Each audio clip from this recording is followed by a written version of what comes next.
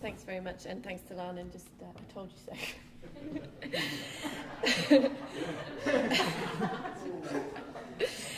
So I'm just going to talk a little bit about the life course of a researcher in parallel to this book.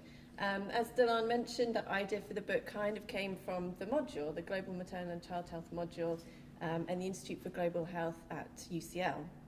Now, the module's been around for probably around 15 years, and I took that module as a student in 2004, at which point I was taught by Joy in the department that was later run by Anthony. In 2009, I started teaching on that module, and in 2010, I took over running it. In 2012, I convinced Delan to join me on it, which is when he suggested the book, as he's explained. And 6 years later, here we are. So over this time, I've gone from medical student to junior doctor to PhD to public health registrar to clinical academic consultant in women's health. And Joy has gone from my teacher to my co-editor. In my research on women's health, the biggest shift in my thinking has been into taking a life course approach to women and children's health, as this book does.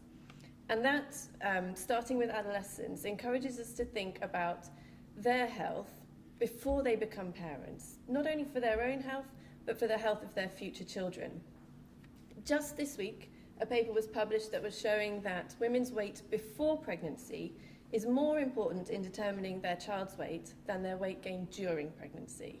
So I think taking this life course approach has been a really big shift for me, and I hope that others reading this book will have similar shifts in their thinking, trying to recognise the interconnectedness of the health of women and children, and how important their context is in terms of the social and cultural and economic factors.